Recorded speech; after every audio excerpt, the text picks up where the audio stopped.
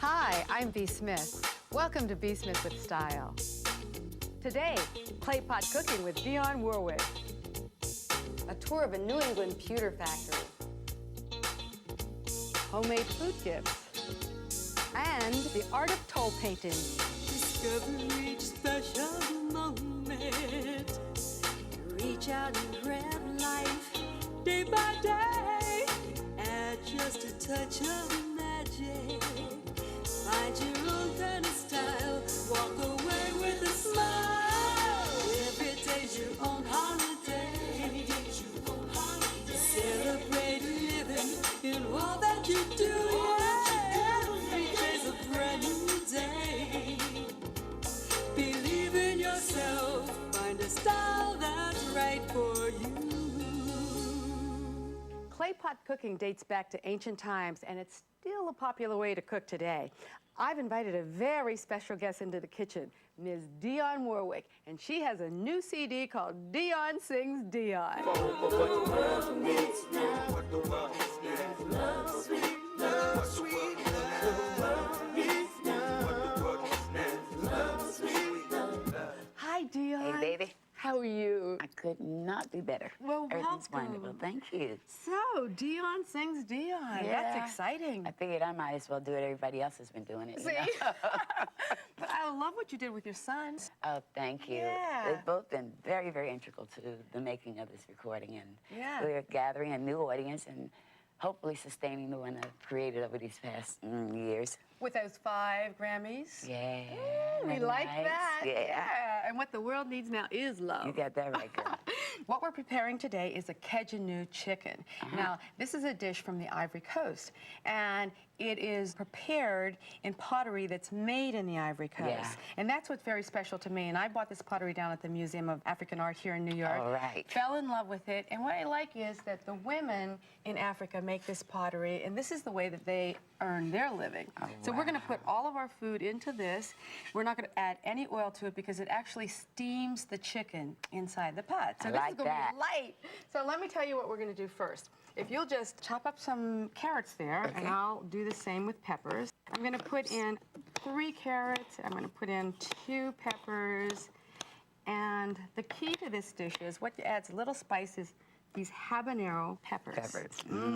And I like to keep them in the house dried so that when I need them, I have them. And what I do is to reconstitute them, I put one in chicken broth, cook it for about 20 minutes, and I'm just going to take the seeds out because you know those seeds could kill you. They're so hot, they could kill you. That's one thing I love about African cooking, though, is spice. Yeah, yeah. 'Cause I love hot stuff. That's like the soul of cooking, Hello, isn't babes. it? Yeah. Okay, there. My pepper's finished. Yeah. I'm going to put these knives to the side. Let's just move over here. Okay. All right. Now, I need your help here. You got it. Loading up, okay? Load up. So we're just going to put a layer of each in, and then I'm going to bring the chicken over. So we've got 3 onions. My carrots. Ah. So now, are you having fun with what you're doing now? You know, it's been an absolute ball. It's, I called it a love-in. Everybody that's participated with production and arranging and writing of the new songs as well have been just, they want to be a part of it, Right, you know, right. and that's very exciting in itself. So it's been a lot of fun for me. What's this? 4 cloves of garlic minced. How much do you want? You can put the whole thing in. The whole thing. Yeah. And the chicken is actually going to steam itself right inside this pot. We're going to put it in the oven. The oven is 350 degrees for about an hour and 50 minutes. Now, it's called ballet pottery. That means to shake. Shake. So, you've been there. Yeah, the West Coast is one of my favorite places in Africa. Is? Yes. I'm going to put in this ½ cup of stock. Okay. And that adds extra flavor. And, of course, if you'll put the bay leaves in, I'll put a teaspoon and a half thyme in. Okay. And, you know, this dish, if you wanted to put potatoes in it, you know, you could almost put any vegetable, okra, that you wanted to put in it. You just dress it up, you know what I mean? Yeah. And then I'll put my salt in. And the key here is I have to cover it with aluminum foil so that it will steam. Now, I have one in the oven. If you'll help me to get this out of the oven. Sure. I'll just take this off.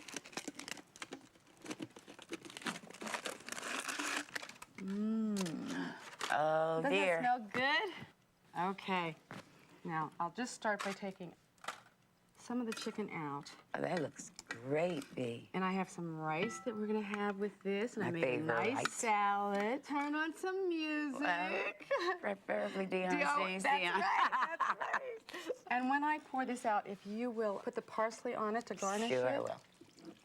Oh, it's so pretty. The colors. Oh, Okay. that smells delish. All right.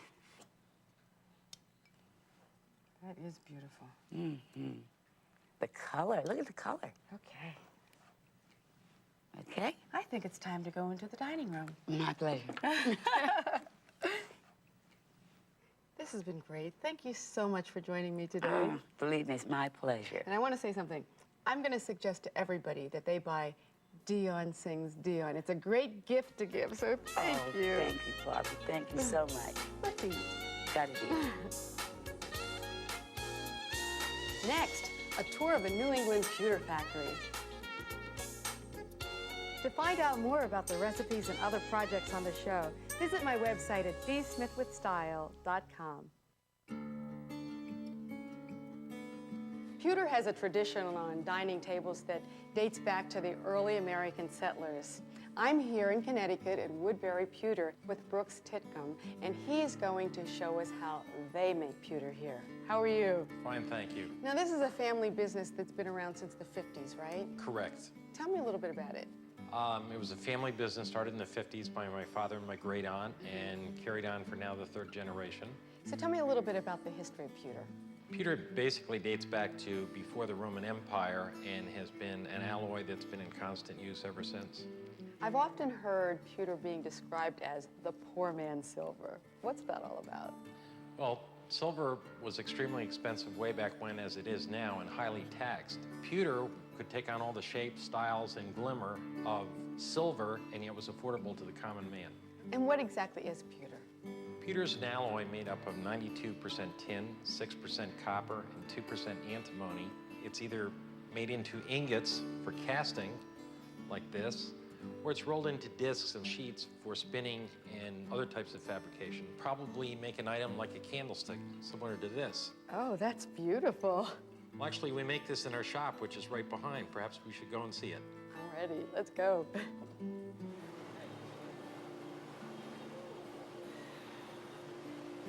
That's the piece you showed me earlier, right? Right. What Dale's doing now is he's clamping it into the lathe. And he takes a wooden stick to bring it to center so that it's spinning concentrically with the tooling. He's lubricating it now with a grease.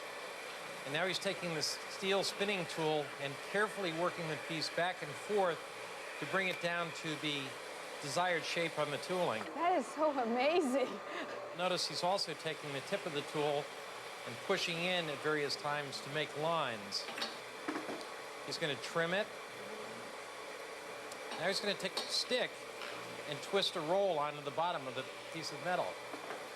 Then he'll take the steel spinning tool again and just flatten the roll.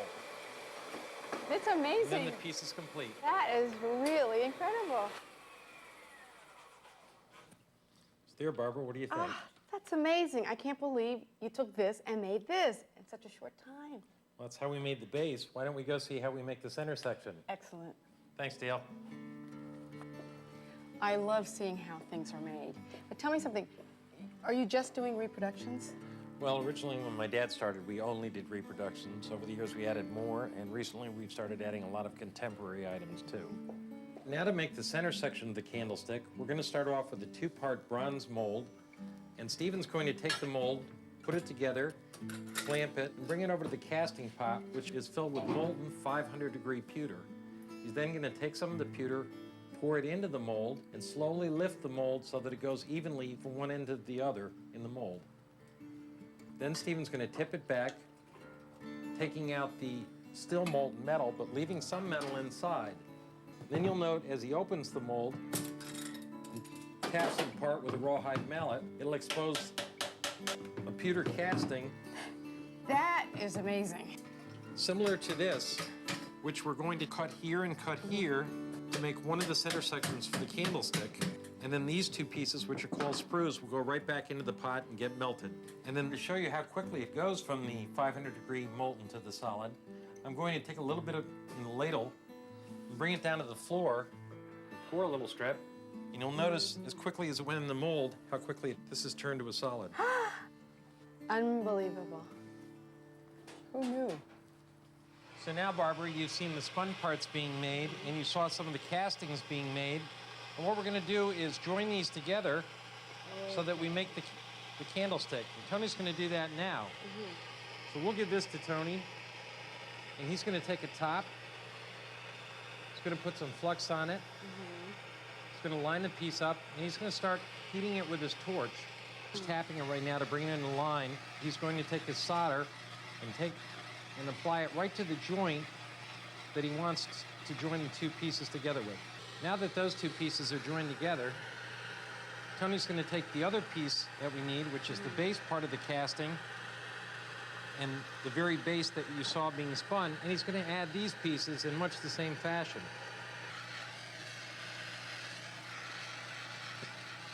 He makes it look so easy. He really does. Tony's very good at what he does.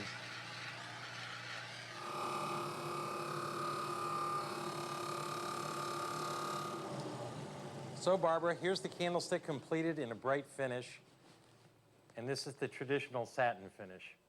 Well, I'll tell you, they're both beautiful, but I prefer the bright finish. It's been amazing seeing this being made from start to finish. It is truly a wonderful piece. Thank you so much for spending time with me. Thanks for coming to visit, Barbara. Next, how to make homemade food gifts.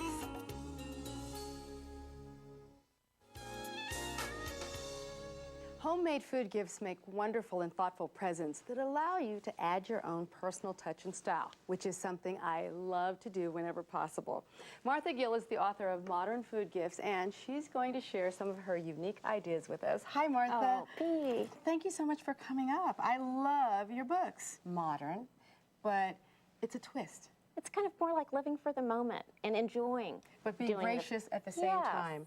All right, Yeah. well, let's start with your teapots. I love this Okay. idea. Well, this is the perfect gift to getting good with your mother-in-law. Aha. I'll tell you. Very It important. works for me. Okay, so what you're basically doing is you're taking a favorite recipe. This is shortbread. Okay. Just put it into a handkerchief. An antique linen is a great thing. Yeah, just tuck it right into the teapot. And you want to make sure that you have a And- teapot with an opening that's large enough to tuck in. Yes, and you want to make sure that your cookies aren't too big. If you're using a favorite recipe, We'll tuck that put in. that in, And then you- attach a tea strainer, Uh-huh. put the lid on, and tie it with a bow like this one. Great idea. And it's a fabulous gift. This is salsa. Homemade salsa is great. Now, how long will this last? I would probably keep it for about 10 days, but no longer. Right. And it has olive oil, red onion, of course, tomatoes, cilantro, lime juice. And once you open it, you want to make sure that you refrigerate it, right? Oh, definitely. This needs to go in the refrigerator. Okay, and we're using an old-fashioned canning jar like my mom and your mom Yes, used. it's reminiscent of canned preserves. And we're going to wrap this. You always have that extra napkin you don't know what to do Okay, with. well, it'll look pretty like that. Yeah. Now this is my favorite, the infused vodka. Do you have lemon and orange in it? There is lemon and orange in here, but you could Okay. use just one. All right. And it's actually the peel. You just drop it right in and pour the vodka in. This is one of the easiest gifts in the book and very popular. People enjoy receiving it and making it. How long would you let it sit? I think at least a few hours.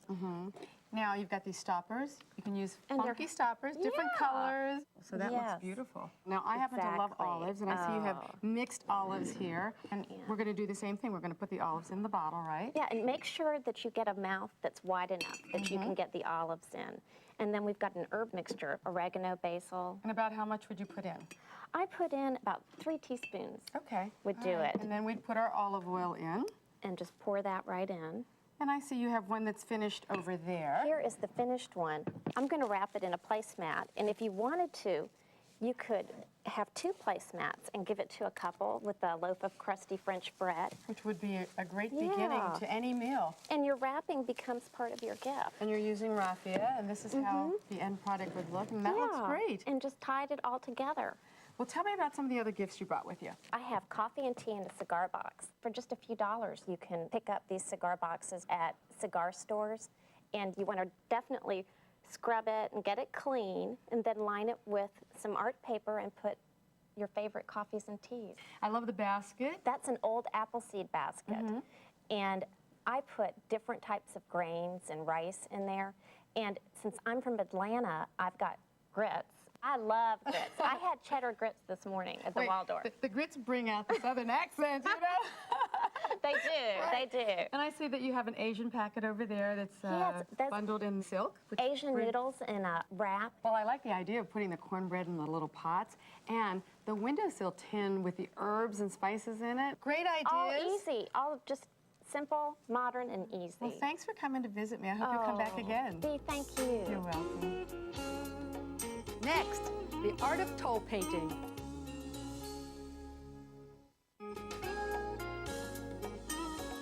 Toll is an age-old method of painting on tin surfaces, and today it's used to decorate accessories for the home.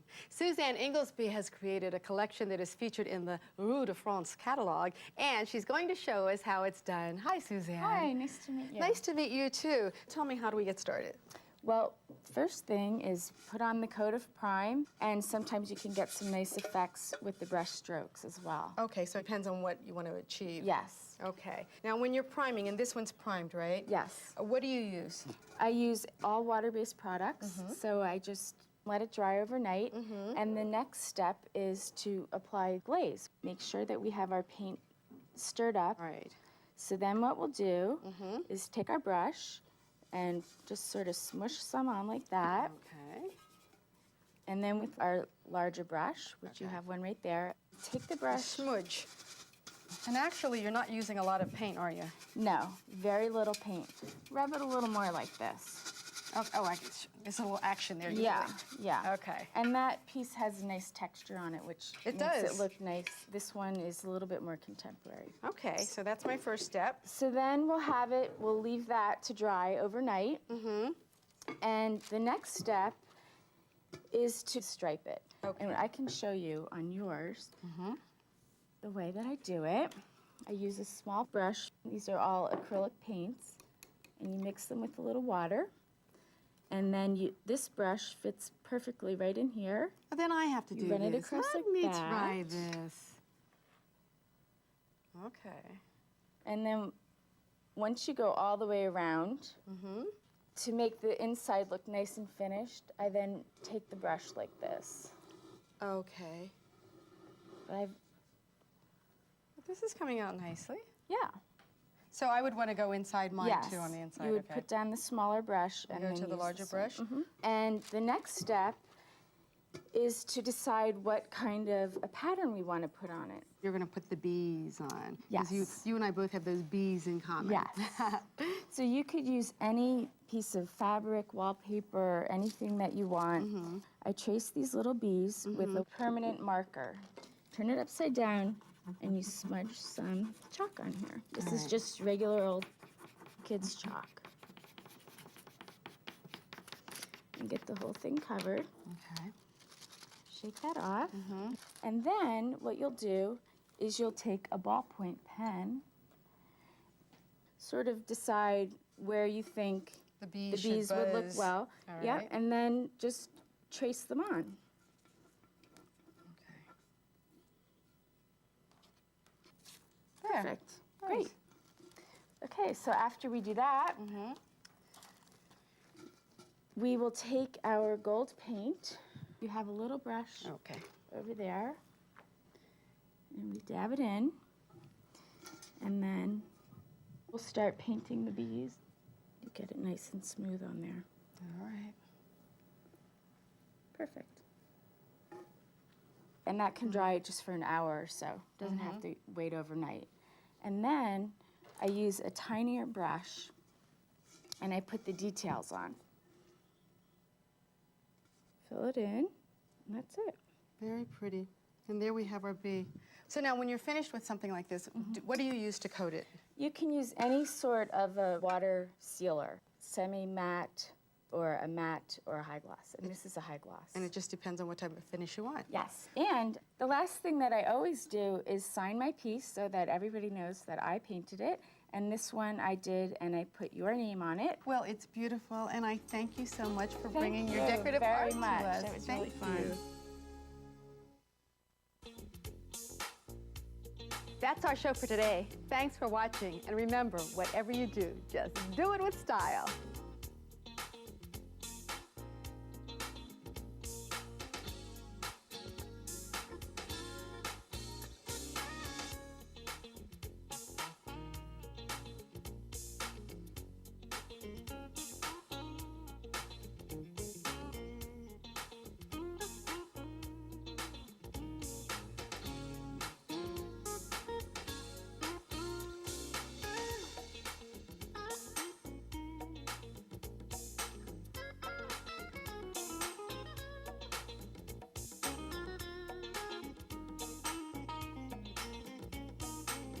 Thank you, Dan.